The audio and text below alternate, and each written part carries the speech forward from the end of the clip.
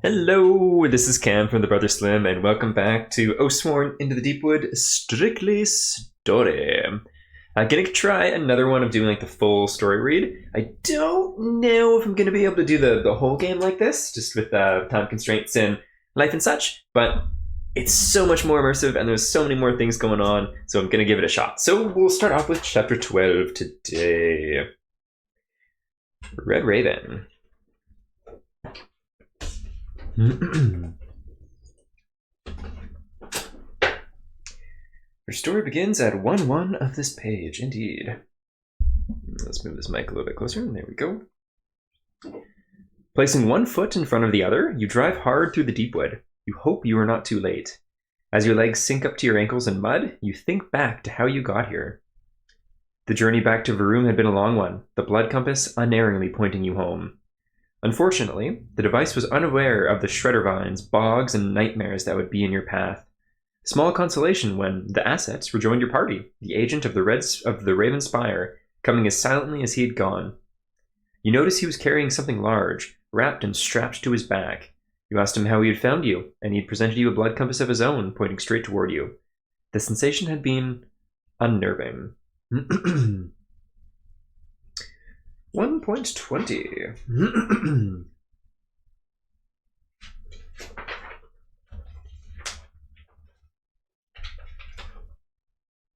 The pitter-patter of water interrupts your reverie. Looking up, you see great leaves of strange deepwood plants dripping with rain. This is no ordinary rain, however. You watch as the water runs down the leaves and mixes with a viscous fluid coating the plants. A droplet touches your skin, and pain lances up your arm. The plants are everywhere. You need to cover your exposed skin fast. So we'll go ahead and say that we succeed. This is once again just story reading for fun. You wrap your cloak around you and immediately dive into the lee of some of the great plants. Safe from the rain, you observe hungry roots reaching up from the ground, ready to catch any writhing prey. There seems to be no end to the ways the Deepwood seeks to kill you. Even the rain is its weapon. Sheltered for the moment, you wait out the downpour. Once it subsides, you return to the wired road and your thoughts. Turn to 123. Eventually, you made it back to the city, only to find a new kind of hell inside. The northeastern shell of the city had been lost to the plague. Rioting and screaming could be heard all around, and you had to fight your way to the inner city. Finally, bloodied and bruised, you reached safe ground within the inner city walls. You were fewer than when you set out, and the loss of Guide weighed heavily. Yeah, Guide was awesome. She had left the safety of the city only to die far from home, under your watch. Once inside, you were met by a gaggle of nobles and members of small council who took your report. Cyprian is gone, so 1.16.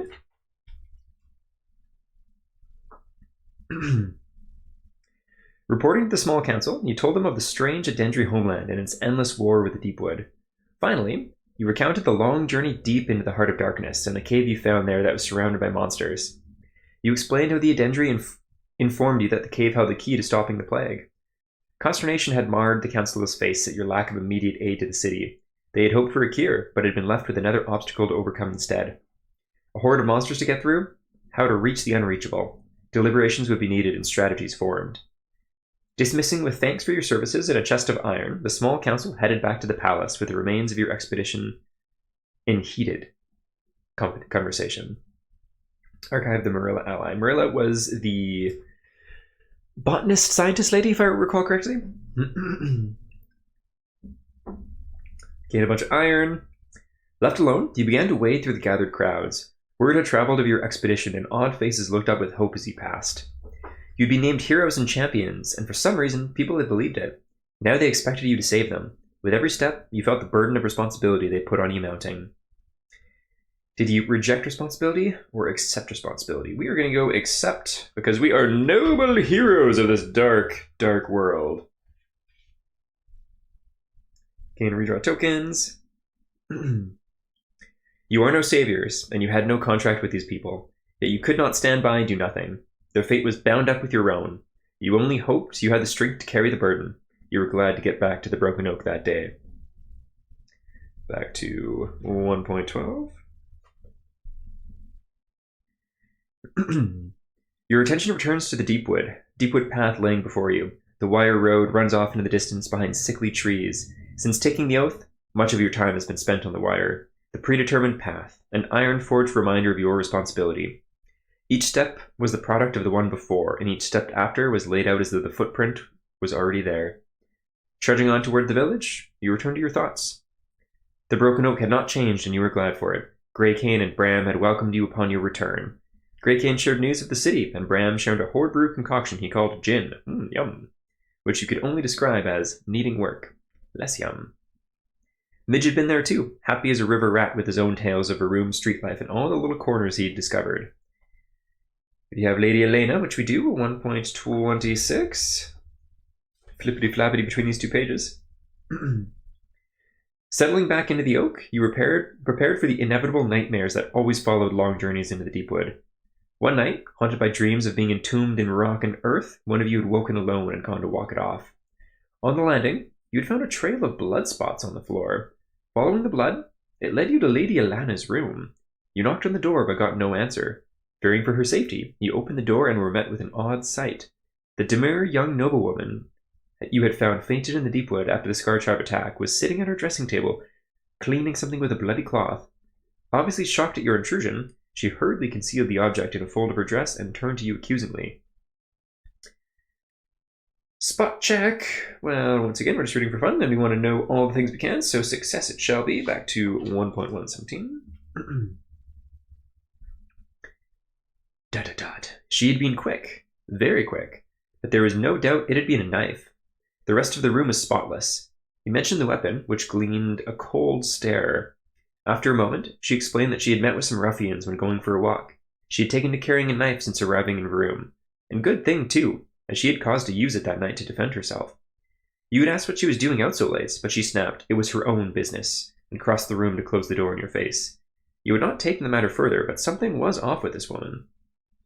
I mean, yeah, that sounds sus, but also barging into her room is pretty sus, too. Okay, 1.5.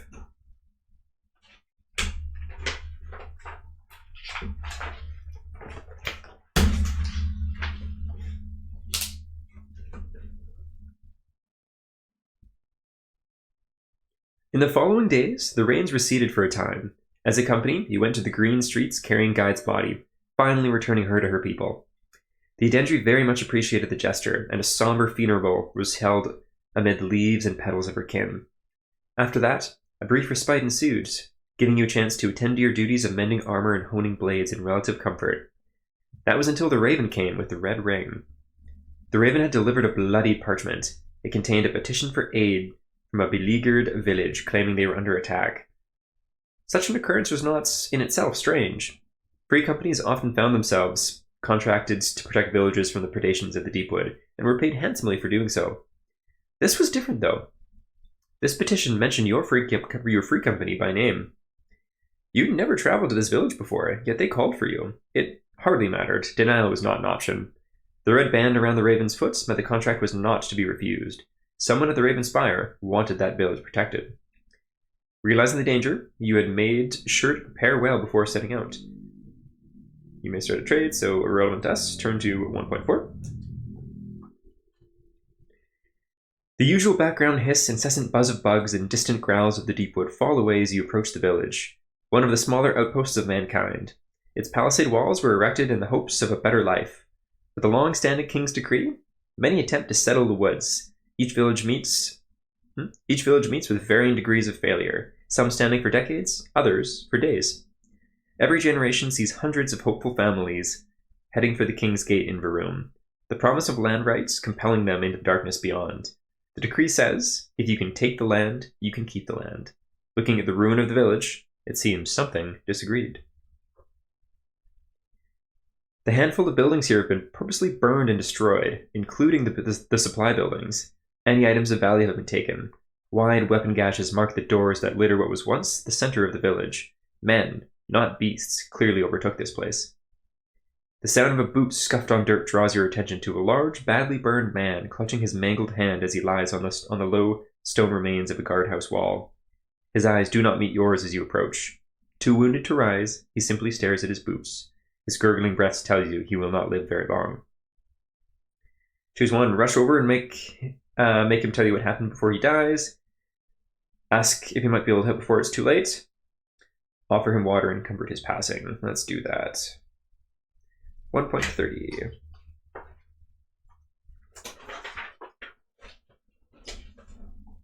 He eagerly drinks the water you offer him as you clear the blood from his eyes. They killed nearly everyone to lure you here. Took the rest. You try to coax more details out of him, but his words are becoming slurred. Life ebbs out of him with every syllable. Form a listening check. We'll succeed on that once again for the sake of story. 1.7.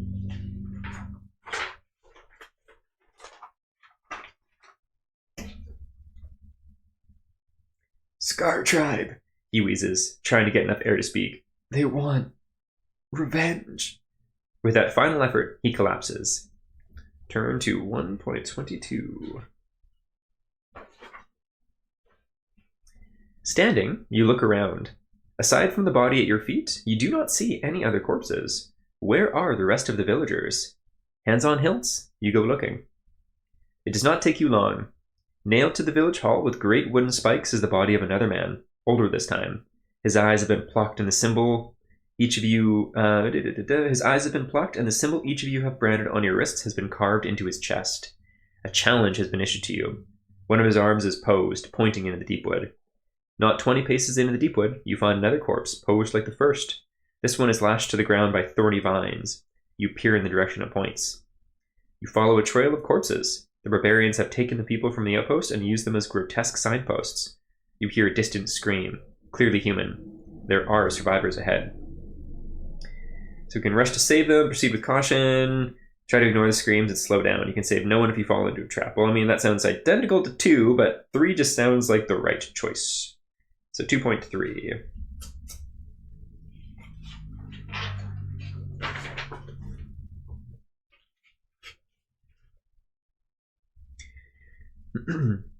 People are dying. Their torturous screams are difficult to stomach, but rushing toward an obvious trap saves no one.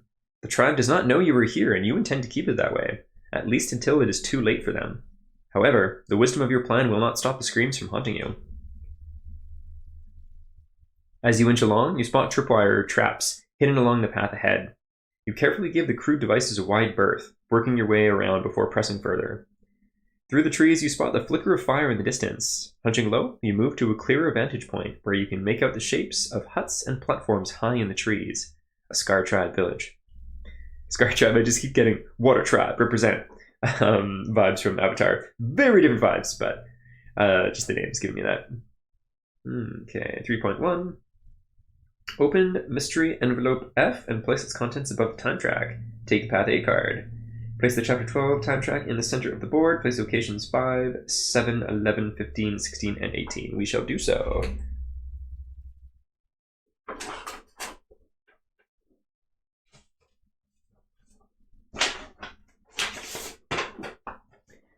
One of the highlights of this game is these beautiful maps for each situation. They are so cool.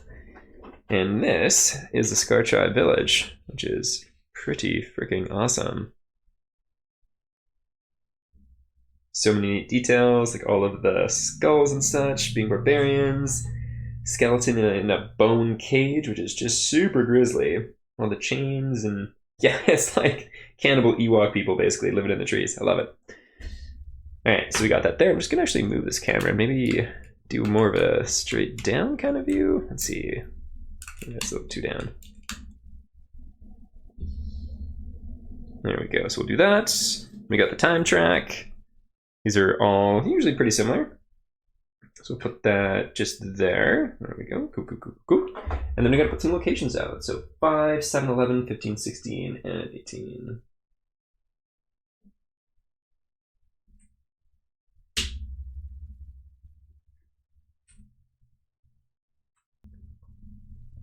The village is an impressive webwork of walkways and platforms situated at different levels, all far above the dangers prowling the floor of the Deepwood. The screams of the villagers seem to come from somewhere on the large central platform, where many of the other platforms are connected. The enemy may have the advantage of the terrain, the high ground, but you still hold the element of surprise. If you split up and can pull off an ambush from multiple directions, you may have a shot at overtaking the awaiting savages and freeing the hostages. Carefully studying the construction of the platforms, you note the layout. On the western edge of the village, western edge, do we have a... No compass on the map, but I'm assuming western is going to be this side. Especially going by the map board underneath. So the western edge, you see a massive hut, most likely the chieftain's. Overlooking the chieftain's home just to the south is a tiered platform. Okay, so yeah, so that'll be the chieftain's hut there, is my assumption. And then just to the south is a tiered platform, which provides an excellent vantage point over the adjacent platforms. Okay, cool. That might be 17. Directly south of the central landing, you spot what appears to be the main entrance to the treetop village. So that'll probably be down here. It looks like a little ladder up and stuff. A small amber brazier, that word always gets me, illuminates the platform and an opening in the floor that provides access to the forest below via a bone cage suspended by a rope pulley. To the southeast, you see a platform dotted with several small hide shelters, most likely the living quarters for the majority of the tribe.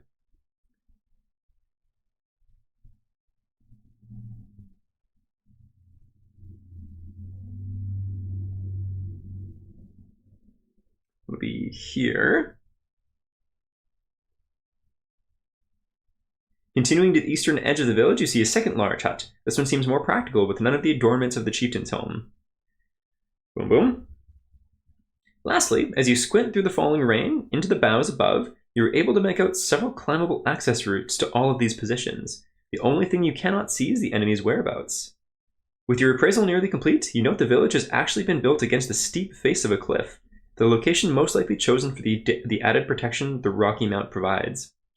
The vertical climb would take some effort and agility to ascend, but you suspect no one would think to guard a sheer rock wall. Attacking from that direction would position you at your enemy's rears. Open the journal to page 58-59 and read those pages. Keep the journal open to that page of the chapter so you can reread the rules for this chapter. Make your next move, 58-59. Journal is a great little concept, so it's like puzzles and different little hints and different things for the different chapters. It's cool. So in this case, it is infiltration rules. Let's take a little read through here. So keep this open, note the page number down on your free company sheet so you can return to it if you need to. Goal, you are about to attempt to infiltrate the Scarred Tribe village. Pay close attention to the map to gain clues on how to best infiltrate the village. Hostages are being held on the central platform. You need to infiltrate the village, get past the guards, and reach location 9, which is that central hub. In this chapter, the time track is used as a noise track, tracking the noise that the free company makes. Keeping your noise level as low as possible is important to a successful infiltration. Cool. When you move onto a location, read the entry as usual, but do not place the location tile on the time track. Instead, place the location token back in the supply. If you raise the alarm or make noise, you'll be told to place a time token on the time track. Trigger any time event tracks as usual. So slightly different rules than usual. Oh, cool. Each Oathsworn moves individually rather than as a single group. Oh, I really like this. Each Oathsworn in the company is represented on the map by their character model. Each location is connected to one or more locations on the dotted lines. When you are told to make your next move, any one of the 4 Oathsworn may move to an adjacent location connected by a dotted line to the location they are currently occupied. You do not need to move each Oathsworn in turn. Moreover, the same Oathsworn may make several moves in a row if you choose. Deciding which Oathsworn to move and when is key to successfully infiltrating the village. Each location may only have one Oathsworn on it. Instructions and choices at each location are specific to the Oathsworn at that location and do not affect other Oathsworn. Any Oathsworn that reaches location 9 may not make further moves. Place each of the 4 Oathsworn models next to a different location token that has been placed on the map. Multiple Oathsworn may not be next to the same location. This will show where each Oathsworn is going to start their infiltration of the village from. Choose carefully, as once placed, they are committed to that route into the village. Each Oathsworn's first move. The first time each Oathsworn chooses to move that Oathsworn onto the location they were placed next to during the setup, reading the relevant entry for that location as usual. Subsequent moves with that Oathsworn will follow the normal infiltration rules above. Sweet, yeah, that makes sense. Let's put that just aside there. And I need to grab some character minis.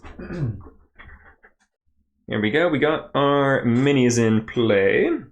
So we got the blade, this is like the party that we use throughout most of the playthrough. Priest, beloved Hobathor, the Penitent, and the Harbinger, the bird person, Chronobo.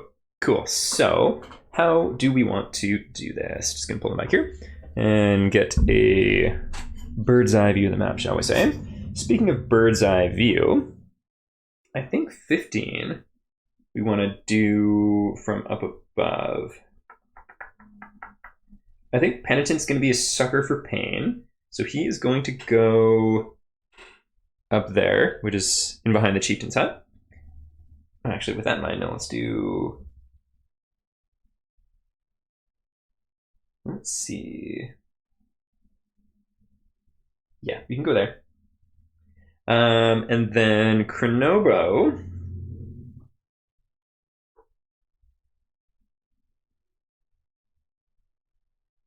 I like the idea of him being up high here. Let's do that.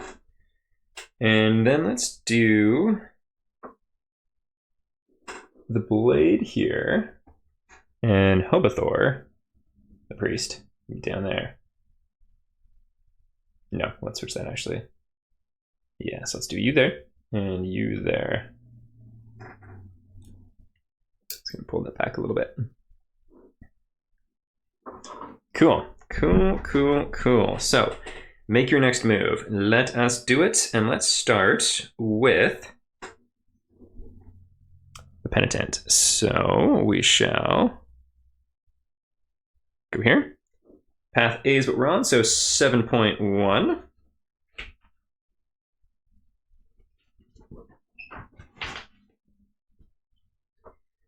The rain leaves the twisted vines and black bark slimy to the touch, but you've climbed enough of these infernal trees to compensate with a modified grip and careful footing.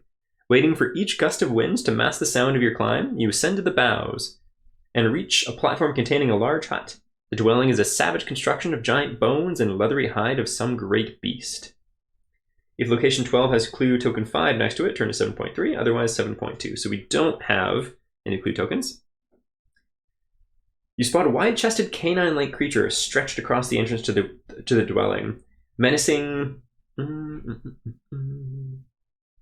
Yeah, okay, this is correct. Menacing black spikes jut from its shoulders, and a row of bony studs line its arched spine. Thankfully, it appears to be sleeping. You will need to sneak past the beast if you choose to move onto the platform, or it may be possible for one of your companions with a better vantage point to take the hound out at range. Surveying the area, you also notice that there is an opportunity to continue your ascent higher into the boughs and avoid danger, but the climb will be difficult. Place 8 and 12.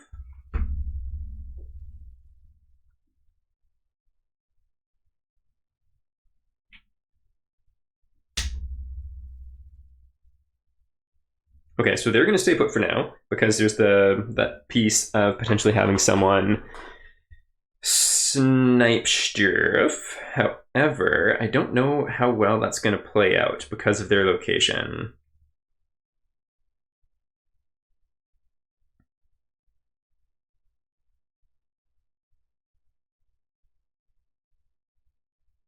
I wonder if they can actually go up there. Let's try it. So let's get everyone set up though first. So you shall go to 17, and so reading 16.1.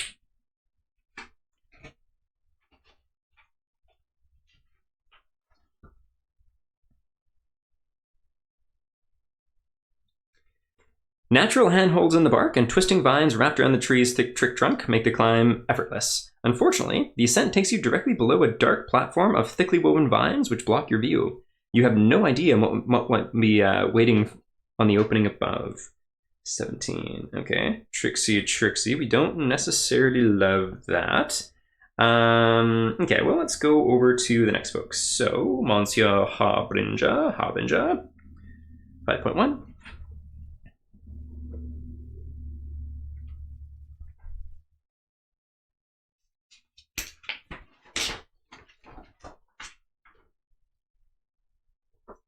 The towering cliff seems to have been formed by some sort of ancient upheaval of the land. Sharp, jagged stone reaches high into the village above. The Scar tribe clearly buttressed their treetop village against the rocky bluff to keep the encroaching Deepwood and most of its inhabitants out. They had not considered the threat of an attacking Free Company, however. You were confident this wall of rock can serve another way into the village, if you can scale it. Alrighty, we're just going to say that we are able to... 5.3. The rock wall may guard against most challengers, but you are not most challengers. You've scaled the cliff without much struggle and perch yourself above the village. And above the village platforms with barely a scratch. Gain a defense token and turn to 5.2. As expected, at the top, you clearly overlook most of the village from your rocky vantage point. All of its rope bridges, catwalks, and suspended structures. Close by, there are 2 tribesmen standing on a narrow bridge. Perhaps you could pincer movement if one of your companions can position themselves on the south side of the bridge. Cool. Place location 6. Awesome. So we'll put you there, and then let's do Hobathor. So 15, reading 15.1. The gnarled trunk of the Deepwood tree provides natural handholds, allowing you to easily climb your way into the boughs. Overhead, you see this route will lead you directly directly next to one of the suspended huts. If you have location 13, which we do not... Oh no, that's a clue token. So yeah, 15.2. This part of the suspended village appears to have been here for a very long time. Most of the timber used is in ruins, decayed and moss-eaten. Due to the poor condition of the structure, it appears this entryway has been entirely forgotten. Unfortunately, you cannot see what awaits you from above your vantage point. You will have to trust that one of your companions on an adjacent platform has you covered. Place location token 13. Okay. There we go. So I think we do have someone covered there. So I think let's go ahead and do that move. So I'll scoot you up to 13. And we need to read 13.1.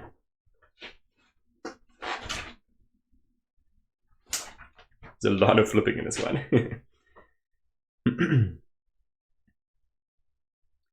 Okay, so we don't have clue 2, so 15.15 or 13.15.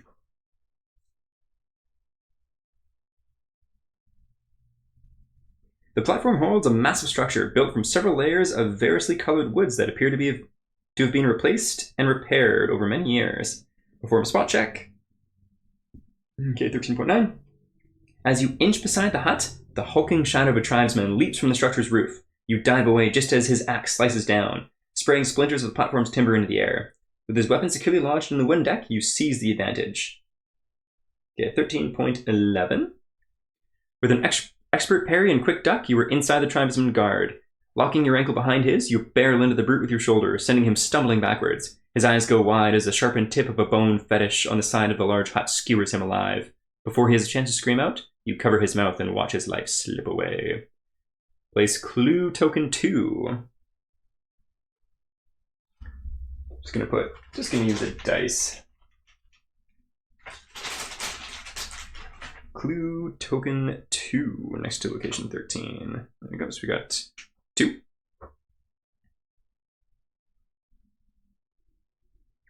Add a time token to the time track.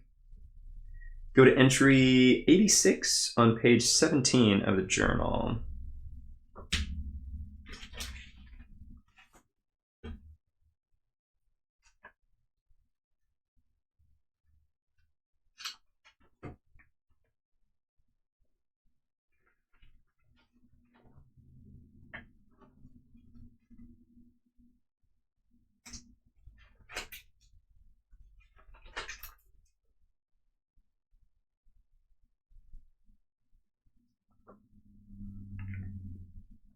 Ooh, cool.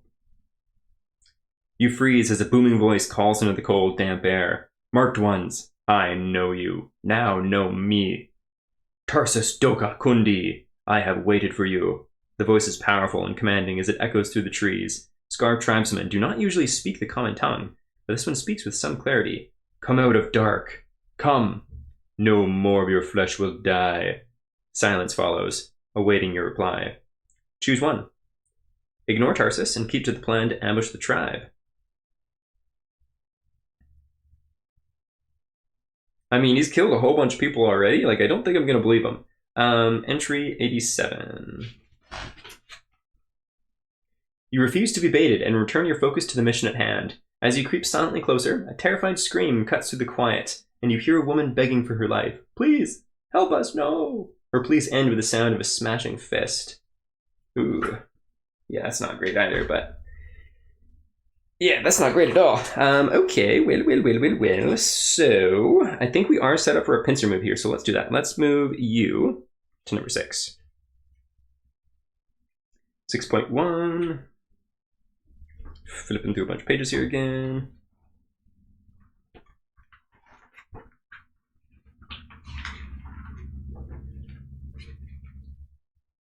It is time to make your move. If there's an Oathsworn on 13, turn to 6.5, and that we have. So 6.5, we go.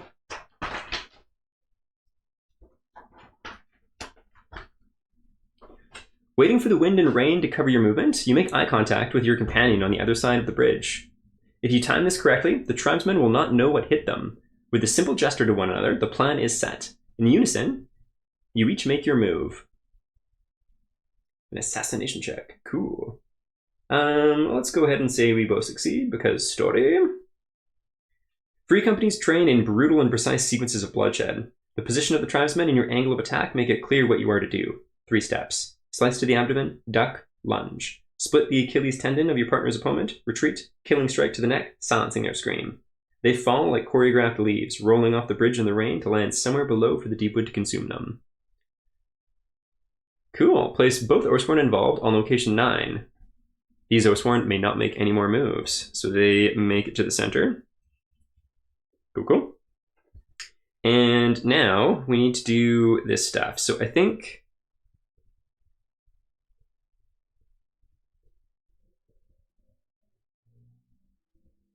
Let's see. Let's try and sneak by that hound. So let's go ahead and do this. Boom, boom. And 12.1.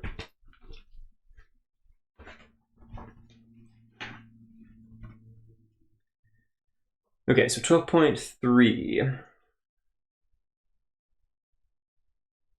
The spikes on the Thornhound's shoulders slowly throb up and down with each breath as it slumbers. These imposing beasts are used as sentries by most Scar tribes, serving as a natural alarm system. You will need to decide whether you were confident enough in your prowling skills to sneak past undetected, or if you should attempt to slay the foul creature in its sleep. We're going to attack for sure, just because this character's not very sneaky. 12.7.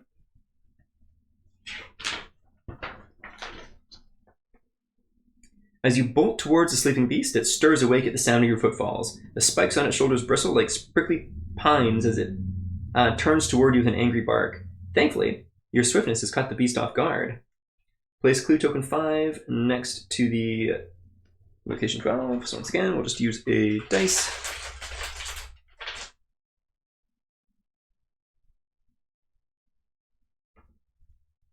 There we go.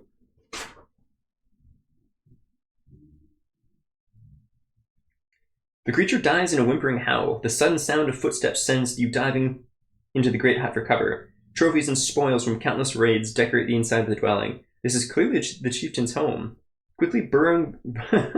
we just snuggle into his bed? Quickly burrowing beneath a pile of hides, you wait breathlessly as the passing tribesman investigates the murdered Thornhound. With a bellowing roar, the barbarian raises the alarm. Oh no. Okay, add a token to the time track. That we shall. Go to entry 89 on page 18 of the journal. That we shall as well.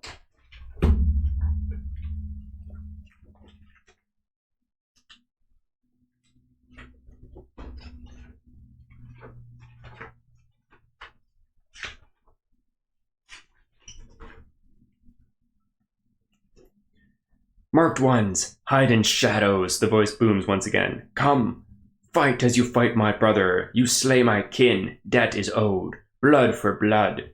The other Scar tribesmen take up the chant. Blood for blood. Blood for blood. Getting some Warhammer vibes there. Cool.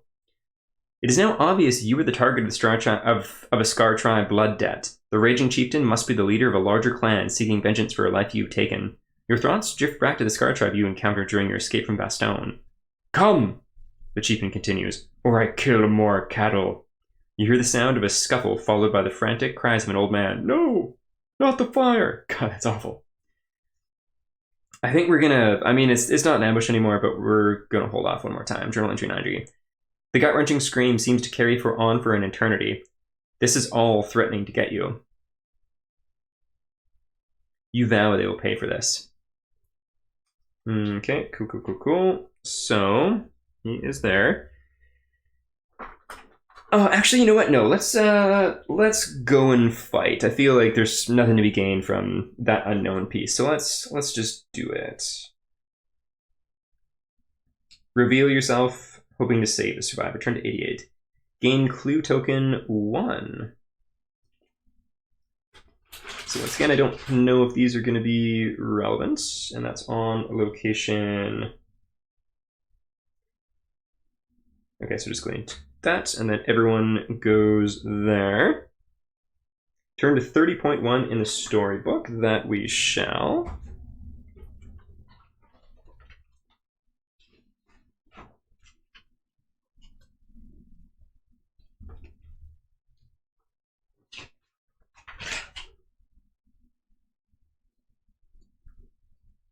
If you have clue token 1, turn to 30.2, so that we shall do. The time has come to act. The incessant slaughtering of innocent life cannot be allowed to go on any longer. The immediacy of the moment outweighs the advantage of surprise. So we are ambushed. Rising from your concealed locations, you step defiantly into the firelight of the central platform. None of the waiting tribesmen impede your advance, their murderous stares patiently waiting for the command to kill. As you approach, you clearly make out the butchered forms of villagers piled like logs on the great fire at the platform's heart. Good dogs, you come when I call, a deep voice mocks from the other side of the platform. The macabre firelight illuminates a gruesome throne of bones and skulls occupied by a colossal brute clad in bone. The chieftain broods atop his pedestal of death, flanked to either side by a pair of malevolent-looking women. The woman on his right stands in an ornate ensemble of dried leather and bone finishes, a shield in one hand and a tall skeletal spear in the other. Sounds like a bone maiden to me. To his left stands what you can only assume to be a shaman with a mane of midnight black hair pulled back by a crown of bone. Oh, there's a typo. There's not too many. There's not very many typos in here at all that I've seen. Her skin is adorned in savage black symbols, and a rag of skulls on her back give her a malefic aura. She may be the most deadly of them all. The witch! Yeah, speaking of typos, there's like none in here, and there's so many words. It's really impressive. Finally, at the base of the throne stand a pair of monstrous tribesmen sporting horned helmets atop their broad, powerful necks. Crude plates of thick black armor adorned with spikes and bones protect their forearms and shoulders. Like bloodthirsty reapers, they wield long, savage scythes, each longer than a man, already wet with blood. Adorning the thick tree behind them are all cages made from the rib bones of large beasts. If there are 0 to 2 time tokens, which we have, turn to 30.12.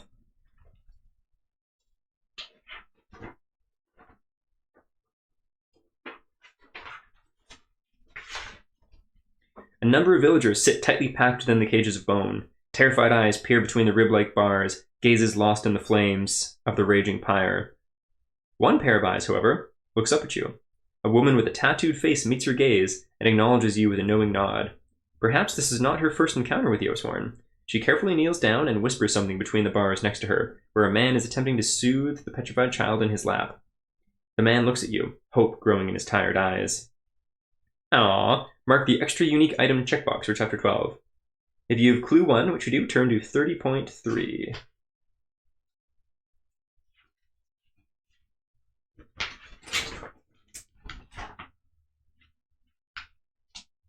The chieftain notices you inspecting the cages. You wish them to live?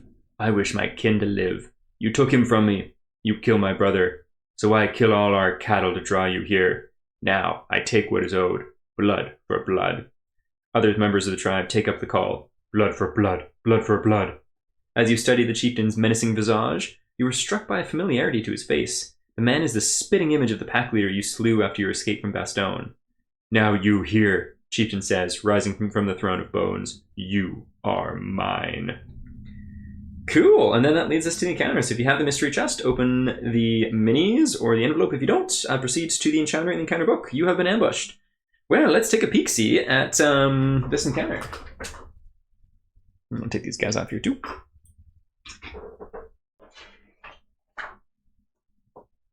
Okay, cool. So, before showing off the encounter board and such, I figured I'd actually just show a map of the fight itself, because it's quite unique and is really cool.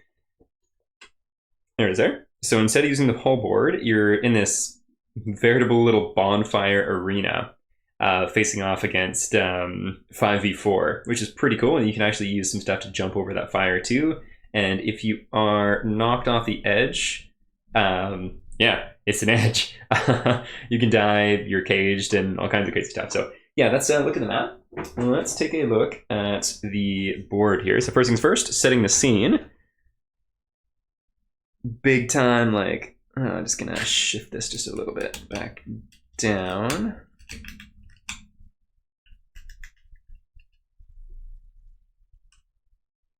I think it should be better for the glare. Let's see. Yeah, better for the glare, at least a little bit. So crazy cool arts, big time Conan vibes. All those guys look really cool. Chieftain in the middle, Bone Witch, Shaman and his Bone Reaver Peepers, Butchers, really neat. And then the actual abilities of them. I'm not going to read this out. Feel free to pause the video and take a gander if you would like. Lots of cool stuff though. Cool. And then the minis. And of course, it is time to ask the age-old question. What's in the box?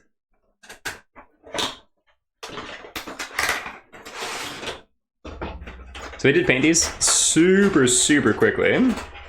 So they don't look amazing, but they do look better than not being painted at all. So we got our two Butcher Bros. And I love how, like, it would have been so easy just to make these identical sculpts. But the Legends at Shadowborn Games did not. Let's just see. I'm just trying to figure out if I can get it in focus better while holding two of them.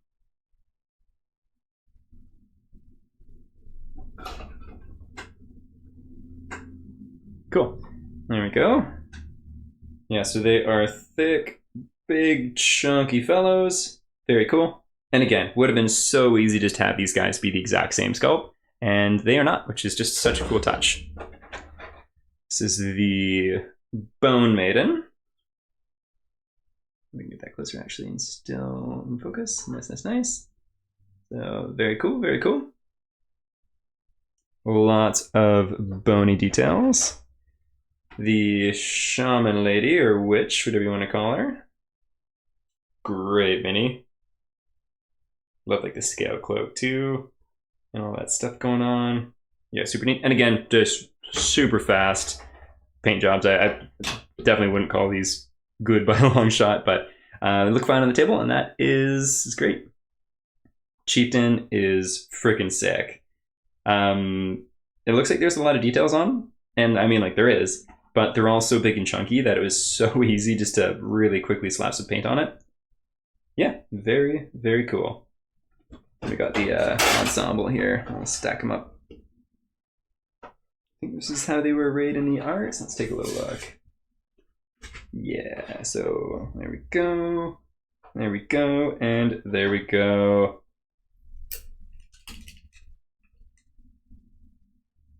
Yeah, those guys look sweet. All right, so that is the Scar Tribe. Represent. And last but certainly not least, sorry, second to last but certainly not least, is the unique items. So for things first is the Butcher's Scythe.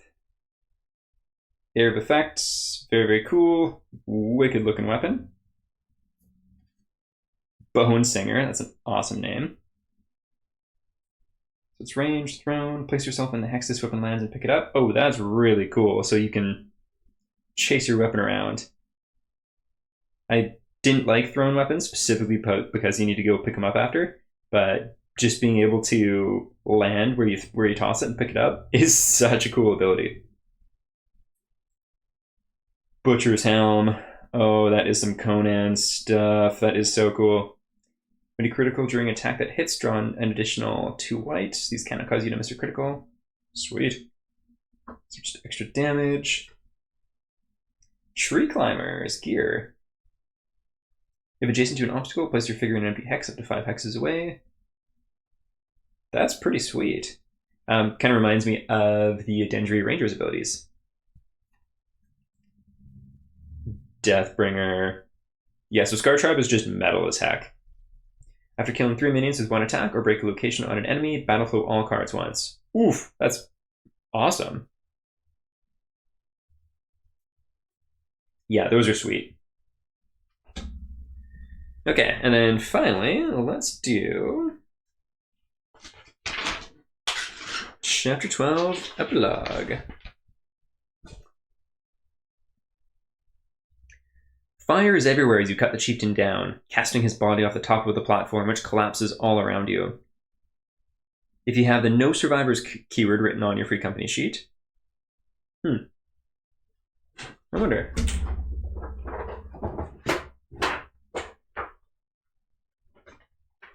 Okay, we do not have no survivors.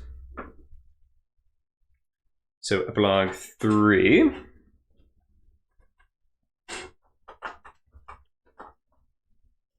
You rush to free the survivors in the bone cages, smashing open the rib bars. You haul as many bodies from their prisons as possible, dragging them to the platform's edge.